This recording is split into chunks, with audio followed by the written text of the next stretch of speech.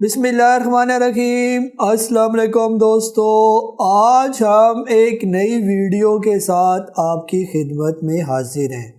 जैसा कि हम डिफरेंट कंपनीज़ को एनालाइज कर रहे हैं, उनके फंडामेंटल्स, टेक्निकल्स, कंपनी का प्रोफाइल, बहुत सी यानी चीज़ें हम एक कंपनी के अंदर देखते हैं और इसकी हमारी एक प्लेलिस्ट भी बनी हुई है जहाँ पर आप मुख्तलिफ कंपनीज़ की डिटेल जो है वो देख सकते हैं। ये आज जो हमने जिस कंपनी को जो है वो हमने सिलेक्ट किया है, that is Ittehad chemical limited, जिसको जो है ICL के साथ जो है वो रिप्रेजेंट किया जाता है। ये दोस्तों हमारी कोशिश यही होती है कि जो क्वालिटी कंपनीज़ हैं, जो बेस्ट काम कर रही हैं, जिनके फंडामेंटल स्ट्रॉन्ग है, उन्हीं कंपनीज़ का हम आपको एनालिसिस करके दिखाएं। तो आज जो है इसी ICL को हम डिटेल से देखेंगे। इत्तेहाद केमिकल लिमिटेड केमिकल सेक्टर का एक स्टॉक है, एक कंपनी है जिसका करंट रेट जो है, जैसे आज मेरे पास सैटरडे का दिन है और तकरीबन आई थिंक 15 जनवरी 2022 को ये मैं वीडियो बना रहा हूँ, और इस कंपनी का जो करंट मार्केट रेट चल रहा है दैट इज़ 29.01, यानी 29 रुपये का ये स्टॉक है। और आज हम इस कंपनी के प्रोफाइल, इसके अलावा इसके फंडामेंटल्स और टेक्निकल्स को देखने की कोशिश करेंगे। सबसे पहले दोस्तों अगर हम इस कंपनी के प्रोफाइल की बात करते हैं कि कंपनी के अंदर कंपनी का स्ट्रक्चर क्या है, कंपनी काम क्या करती है, ये सारी चीज़ें हम प्रोफाइल में देखेंगे। जैसे आप लोगों के सामने ये 9 डिफरेंट कैटेगरीज नज़र आ रही हैं कि इस कंपनी को जो अथोराइज़ किया गया था, इसको हम सबसे पहले देख लेते हैं कि इसको तकरीबन 1250 मिलियन का जो है वो कैपिटल इसको अथोराइज़ किया गया था। ये उसमें से जो है अभी तक ये जो अथोराइज़ यानी उस कैपिटल में जो वो यूज़ कर चुका है, जितने शेयर्स जनरेट कर चुका है, वो है हमारे पास 1000 मिलियन, यानी जो इसका पेड अप कैपिटल है, इतनी वर्थ के इक्विटी जो है वो मार्केट के अंदर, कंपनी के अंदर फ़िलहाल मौजूद है।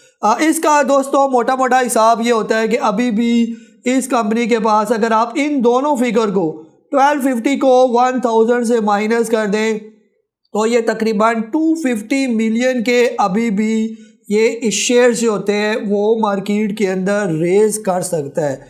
चाहे वो राइट शेयर, जैसे हम लोग सुनते हैं कि राइट शेयर कोई कंपनी देती है, तो कंपनी जो है जितना उसके पास अथोराइज होता है उसमें से जो है वो राइट शेयर दे सकता है। अब इस कंपनी के पास तकरीबन 250 मिलियन के कैपिटल के वर्थ के मुताबिक जो है उस दायरा कार में रहते हुए इतनी वैल्यू के राइट शेयर जो है वो कंपनी मार्केट में ला सकती है। ये ठीक है, 1000 मिलियन के तो ये तकरीबन ला चुकी है।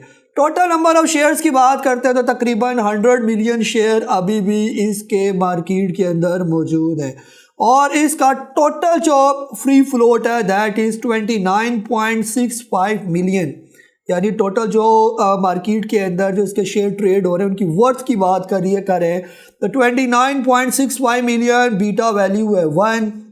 बीटा वैल्यू का कंसेप्ट मैं हर वीडियो में आपको समझाता हूँ कि ये मार्केट के साथ जो वोलेटाइल होते हैं, मार्केट ऊपर तो स्टॉक भी ऊपर, मार्केट नीचे तो स्टॉक भी नीचे, उसका डिपेंड करता है बीटा वैल्यू पर। फेस वैल्यू जो है इसकी 10 है। फेस वैल्यू जब ये कंपनी डिविडेंड देती है तो तब हमें फेस वैल्यू की ज़रूरत पड़ती है, और अगर इसके फ्री फ्लोट की परसेंटेज निकाली जाए दैट इज़ ऑलमोस्ट 29.65%। इस कंपनी का जो फाइनेंशियल ईयर एंड होता है दैट इज़ जून के महीने में ये क्लोज होता है। इसके चारों क्वार्टर का रिजल्ट जो है वो फाइनलाइज होकर हमारे सामने आ जाता है। टोटल अगर इसकी मार्केट कैपिटलाइजेशन की बात करते हैं that is 2.90 billion. Market capitalisation का मतलब ये होता है कि इस कंपनी की टोटल वैल्यू कितनी है, इसकी औकात कितनी है, इसकी टोटल अगर इसको बेच दे तो कंपनी के पास टोटल कितना पैसा आ जाएगा, तो इसको कहते हैं इसकी मार्केट कैपिटलाइजेशन 2.90 बिलियन। ये वैसे कैलकुलेट करना बहुत आसान है। आप ये जो टोटल नंबर ऑफ शेयर्स और इसको आप मल्टीप्लाई कर दें इसकी करंट वैल्यू जो है, जब जैसे हमने पीछे बात की करंट वैल्यू, यहाँ पर ये जो वैल्यू थी 29.01, अगर आप इसको 29.01 को इसके आप टोटल जो है इस किसके साथ मल्टीप्लाई करें, इस ये टोटल नंबर ऑफ शेयर के साथ मल्टीप्लाई करें, यानी इसकी टोटल मार्केट वैल्यू चल रही है ऑलमोस्ट 29, 29 को टोटल नंबर ऑफ शेयर से आप मल्टीप्लाई कर दें तो वो आपकी मार्केट कैपिटलाइजेशन 2.90 बिलियन बन जाती है। तो यहाँ पर एक और पॉइंट ये भी आपको पता लग गया होगा, अगर मार्केट वैल्यू ऊपर जाती है तो कंपनी की मार्केट कैपिटलाइजेशन बढ़ेगी। मसलन अगर ये 29 से इसकी कीमत जब हो जाएगी 40, तो 40 को जब आप 100 मिलियन से मल्टीप्लाई करेंगे तो कंपनी की मार्केट कैपिटलाइजेशन 2.90 बिलियन नहीं रहेगी, बल्कि ये ऑलमोस्ट 4 बिलियन तक जो है ये पहुंच जाएगी। अब अगर हम लोग मोटा मोटा हिसाब लगाएं कि ये कंपनी करती क्या है, इसका धंधा क्या है, ये क्या कारोबार करती है, तो यहाँ पर आप देखें the company is involve in the business of manufacturing and selling caustic soda. अब ये इसकी प्रोडक्ट्स है, हम इसको हाईलाइट कर देते हैं। ये कॉस्टिक सोडा बनाती है और इसके साथ साथ दूसरे अलाइड केमिकल्स जैसे caustic soda, liquid chlorine, hydrochloric acid, sodium hypochloride, bleaching earth, शफाफ जिसको कहते हैं, chlorinated paraffin, sulphuric acid, zinc sulphate और बेरियम सल्फेट, ये सारे केमिकल तैयार करती है। तो दोस्तों ये सारे केमिकल्स बहुत इंपॉर्टेंट है, ये कहाँ पर इस्तेमाल होते हैं तो आप लोग देखेंगे यहाँ पर the companies product are use in the range of application. इसके केमिकल इस्तेमाल होते हैं। नंबर 1 टेक्सटाइल फिनिशिंग प्रोसेस, जब किसी कपड़े को फाइनल टच देना होता है, उस पर कलर चढ़ाना होता है, तो ये इनके केमिकल इस्तेमाल होते हैं। जितने सोप्स वगैरह इस्तेमाल होते हैं, साबुन वगैरह जो हम बात करते हैं, चाहे वो लाइफ बॉय का साबुन हो या कोई बर्तन धोने वाला साबुन हो, जहाँ जहाँ पर भी सोप का लफ्ज़ इस्तेमाल होता है वहाँ पर इनके केमिकल्स यूज़ होते हैं। जितने भी डिटर्जेंट्स एंड क्लीनर्स, ये ख़ास तौर पर औरतों से रिलेटेड काम है, बर्तन धोना, ये सारा काम जो डिटर्जेंट वगैरह क्लीनर तैयार होते हैं, ये सारे केमिकल्स इनके यूज़ होते हैं। जितने भी पेपर एंड पल्प इंडस्ट्री है उधर इनके केमिकल्स यूज़ होते हैं। ऑयल एंड गैस प्रोसेसिंग में इनके केमिकल्स यूज़ होते हैं, ख़ास तौर पर सल्फ्यूरिक एसिड, जब इन ऑयल एंड गैस को प्यूरिफिकेशन की जाती है उसमें उनके केमिकल्स यूज़ होते हैं। इसके अलावा जो रेयन इंडस्ट्री है, यहाँ पर vegetable oil and ghee, agriculture industry, pharmaceutical, beverages, dairies, mineral water, sewerage treatment. दोस्तों इतने ज़्यादा प्रोडक्ट्स हैं, चाहे वो कपड़े की इंडस्ट्री हो, चाहे वो फार्मा की इंडस्ट्री हो, चाहे वो सोप की इंडस्ट्री हो, चाहे वो रेयन की इंडस्ट्री हो, चाहे वो एग्रीकल्चर की इंडस्ट्री हो, तो आप देखें कि इनके केमिकल्स कहाँ पर इस्तेमाल नहीं होते। तो आप समझ जाएं कि ये कंपनी जो है ये एवरग्रीन कंपनी है, इसका कारोबार ख़त्म होने वाला नहीं है। जिसका इतना ज़्यादा इसके केमिकल का यूजेज हो, हर कंपनी जो है, जो बड़ी बड़ी इंडस्ट्रीज़ इनके केमिकल्स के बगैर नहीं चल सकती, तो इस कंपनी का कहाँ पर नुकसान हो सकता है। इस कंपनी का जो फ्यूचर है वो जो हम कहते हैं सदाबहार ही है ये। अब यहाँ पर अगर आप इसकी मोटी मोटी तस्वीरें देखें तो कॉस्टिक सोडा ये तैयार करती है। कॉस्टिक सोडा की शक्ल कुछ इस तरह की होती है। सोडियम हाइपोक्लोराइड, ये केमिकल्स वगैरह होते हैं लिक्विड फॉर्म में, लिक्विड क्लोरीन, और इसके अलावा कुछ प्रोडक्ट्स हैं हाइड्रोक्लोरिक एसिड, ये सारे जो है इसकी वेबसाइट से जो है वो लिए गए। तो यहाँ पर हमें मोटा मोटा ये पता चल गया कि कंपनी का धंधा क्या है और कंपनी का धंधा कहाँ पर भी इस्तेमाल होता है, यानी इसकी चीज़ें, इसकी प्रोडक्ट्स कहाँ पर इस्तेमाल होती हैं। ये तो ये भी बहुत इंपॉर्टेंट है। स्टॉक मार्केट में आप काम करते हैं तो आपको पता होना चाहिए कि जिस कंपनी का आप शेयर ले रहे हैं कि वो करती क्या है। अब इस कंपनी के फंडामेंटल्स को देख लेते हैं कि कंपनी के जो है कागज़ों की क्या पोजीशन है, इसकी जो अकाउंटिंग बुक्स है उसमें इसके फंडामेंटल क्या कहते हैं। जैसे हम कहते हैं कि फंडामेंटल्स जो है और टेक्निकल्स जो है बहुत इंपॉर्टेंट होते हैं। अब हम इस कंपनी की सेल्स की बात करते हैं तो सिर्फ आप इतने लंबे फिगर्स में ना जाएं, सिर्फ इस चार्ट की बात करें। ये चार्ट आपको 2017 से लेकर 2017 से 2021 में आप देखें कि इसकी सेल्स में लगातार इजाफा हुआ है। पिछले सालों में कोविड आया, दुनिया के धंधे बंद हो गए, सेल में कमी नज़र आई। जैसे हमने लास्ट टाइम होंडा कार को देखा था, गाड़ियों की सेल कम होगी, लेकिन आप इसका काम देखें, इसका काम बढ़ता ही गया क्योंकि इसकी प्रोडक्ट्स फार्मा में भी काम आती हैं, फार्मास्यूटिकल में। तो फार्मा दवाइयों का आपको पता है कोविड में बहुत काम हुआ है, तो इनके केमिकल्स ने तो चलना है। कॉस्ट ऑफ सेल भी इनकी बढ़ी, ग्रॉस प्रॉफिट भी इनका बढ़ा, ऑपरेटिंग प्रॉफिट भी इनके बढ़े। अदर इनकम जाके इनके दूसरे कई जगह पर इन्होंने इन्वेस्टमेंट की थी वो थोड़ी सी स्टेबल रही। फाइनेंशियल कॉस्ट यहाँ से बढ़ी लेकिन फिर एकदम कम होगी। प्रॉफिट बिफोर टैक्स ठीक ठाक इनका बढ़ा, टैक्सेशन भी इन पर ठीक लगा, ज़ाहिर बात है जब प्रॉफिट ज़्यादा होगा तो टैक्स भी बढ़ेगा। और आखिर ये निचोड़ है यहाँ पर, ये चीज़, ये फाइनल हमारा जो है ये कंक्लूजन होता है। इन सब का निचोड़ जो है, इन सब का निचोड़ है प्रॉफिट आफ्टर टैक्स में जो सबसे इम्पोर्टेंट होता है। आप ये देखें कि इनके प्रॉफिट में कितना ज़बरदस्त इजाफा हुआ, जहाँ पर ये तकरीबन जो है 233,347 और आगे 3 ज़ीरो भी लगा ले तो ये तकरीबन करोड़ों में अमाउंट बन जाती है। और यहाँ पर आप ये देखें कि इसकी सेल में प्रॉफिट आफ्टर टैक्स में जो है तकरीबन दुगना इजाफा हुआ, यानी डबल इसकी प्रॉफिट में जो है वो इजाफा नज़र आया। तो फंडामेंटल्स वेल एंड डन, यानी हम कहते हैं कि वेल डन, इसके फंडामेंटल्स हैं बहुत ज़बरदस्त। बैलेंस शीट की बात कर लेते हैं कि इस कंपनी के पास क्या बैलेंस है पीछे। कैश की बात करते हैं तो बेताशा कैश में इजाफा, इन्वेंट्री में इजाफा, करंट एसेट में इजाफा, इन्वेस्टमेंट इसने थोड़ी कम की आगे पीछे। इसके अलावा फिक्स एसेट भी इसके ज़बरदस्त, टोटल एसेट भी ज़बरदस्त, करंट लाइबिलिटीज़ जो है लाइबिलिटीज़ में भी इसके इजाफा हुआ, फिक्स लाइबिलिटी और ओवरऑल जो टोटल लाइबिलिटीज़ है वो तकरीबन स्टेबल नज़र आई। पेड अप कैपिटल बिल्कुल स्टेबल है और इक्विटी के अंदर इजाफा ही नज़र आया, यानी इसकी इक्विटी जो है लोगों का इत्मीनान इस पर बढ़ता रह गया और ज़्यादा से ज़्यादा लोग इसके अंदर इन्वेस्टमेंट करते रहे, जिसका मतलब ये होता है कि इसकी इक्विटी जो है वो बढ़ती गई। इक्विटी में वही पैसा होता है जो हम इस कंपनी को देते हैं और इसके शेयर्स ख़रीदते हैं। अब अगर हम लोग इस कंपनी की EPS की बात करते हैं, अर्निंग पर शेयर के फ़ी शेयर इस कंपनी के पास क्या, यानी इसने कमाया, कुछ कमाया या लॉस किया, तो यहाँ पर आप 2014 से लेकर और 2021 तक की बात करें तो दोस्तों एक ट्रिमेंडस इजाफा हमें नज़र आया। 2020 में थोड़ी सी अर्निंग कम हुई लेकिन उसकी सारी कसर इसने 2021 में निकाल ली और ये तकरीबन 7.75, और जो मेरा अपना देसी फार्मूला है कि 7.75 को आप 10 से मल्टीप्लाई करें तो ये तकरीबन 77.50 रुपये इसकी मार्केट वैल्यू होनी चाहिए, इसके शेयर की वैल्यू होनी चाहिए, जो आजकल 29 रुपये पर है और इंशाल्लाह फ्यूचर में देखेंगे कि ये 77 को भी टच करेगा ये।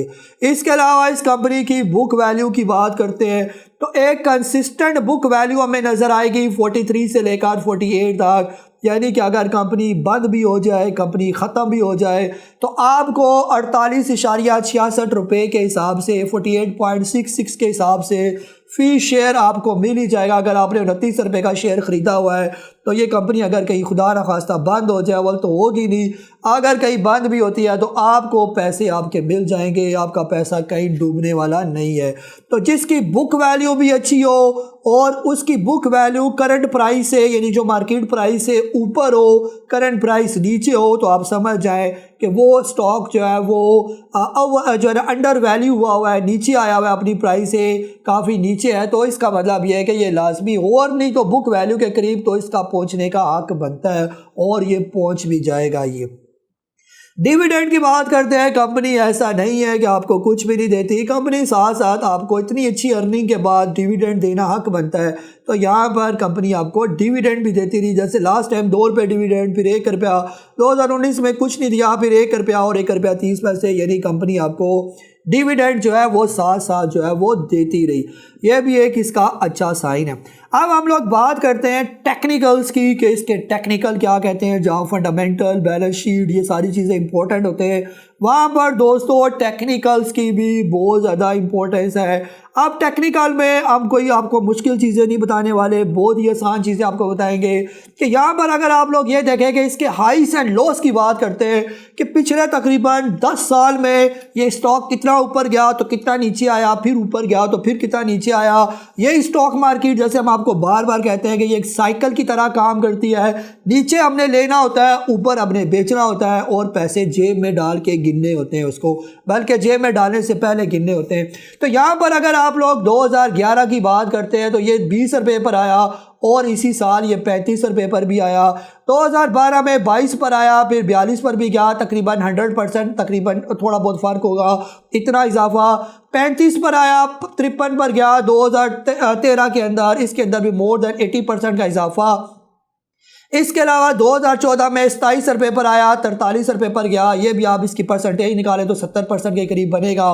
2015 में 29 रुपये पर आया, 63 रुपये पर गया, मोर देन 100% का इजाफा। 2016 में 23 पर आया, 47 पर गया, 100% का इजाफा। फिर इसके अलावा 2017 में 23 पर फिर आया और इसी साल 53 पर गया, मोर देन 100% का इजाफा। 2018 में 25 पर आया, फिर 46 पर गया, मोर देन 80% का इजाफा। 2019 में 17 पर आया और 33.55 ऑलमोस्ट 100% का इजाफा। 2020 में 17 पर आया, 37 पर गया, 100% का इजाफा। 2021 में 20 रुपये पर आया, 45 रुपये पर गया, मोर देन 100% का इजाफा। और 2021 में दोस्तों अभी ये 29 रुपये पर है। और मैं आपको अपने तजर्बे और इस यानी कि टेक्निकल की बेस पर कह सकता हूँ कि इस साल भी ये तकरीबन मोर देन 100% आपको दिखाएगा, चाहे 2020 के आखिर में दिखाए, चाहे दरमियान में दिखाए, कहीं ना कहीं ये आपको कम से कम 60 रुपये या 50 रुपये ज़रूर दिखाएगा और आपके पैसों में 100% इजाफा हो जाएगा। जिसका स्टॉक मार्केट के अंदर कई लॉसेस हैं 20% 30% का, वो बाकी कहानियाँ छोड़ दे, इधर उधर मुंह मारना छोड़ दे, वो चुप करके ताज केमिकल का ये स्टॉक इस रेट पर लेके बैठ जाए, अल्लाह का शुक्र अदा करे, अल्लाह से दुआ मांगे इंशाल्लाह सब्र के साथ। जो प्रॉपर एक थीम है स्टॉक मार्केट का, जो इसका एक हम कहते हैं क्रक्स है कि आपने इन्वेस्टमेंट करनी है और इसके अंदर जब आप बैठ जाएंगे आपको बार बार देखने की ज़रूरत भी नहीं है। तो इंशाल्लाह उम्मीद रखें कि जैसे इसने पिछले सालों में हर साल ये 100% 80% ऊपर जाता गया, तो ये इस साल भी आपको मोर देन 100% का गेन दे सकता है। दुनिया का कोई एक कारोबार मुझे बता दे जो आपको एक साल में 100% गेन दे। तो दोस्तों हम बार बार स्टॉक मार्केट की तारीफ इसीलिए करते हैं कि स्टॉक मार्केट ज़बरदस्त बिजनेस है। यहाँ पर एक और टेक्निकल चार्ट जो है इसका देखिए, ये कैसे ऊपर नीचे करता रहा। जैसे इन सालों में जो है ये जो नीचे वाले इस टाइम में ये ऊपर गया, फिर नीचे, फिर ऊपर, फिर नीचे, फिर ऊपर, ये देखिए सारी लाइनें लगी हुई है ये ऊपर नीचे की। ये तो नीचे के लेवल अभी ये यहाँ पर मौजूद है, तो यहाँ पर जाने में इसको क्या तकलीफ़ है। और यहाँ से ही निकल गया तो ये तकरीबन 43 रुपये है। और यहाँ से अगर निकलेगा तो अगला लेवल इसका ये वाला होगा तकरीबन 50 रुपये। और यहाँ से भी निकल गया तो इसका लेवल 58 रुपीज़ भी बन सकता है। तो दोस्तों ये सारे इसके अप एंड डाउन है और अभी अपने लो साइकिल के अंदर मौजूद है। जब ये तकरीबन लो साइकिल की रेंज में रहा, इस रेंज में रहा, तो इस रेंज में तो ये पहुँच ही गया। जैसे इस रेंज में आया तो इस रेंज में तो पहुँच ही गया।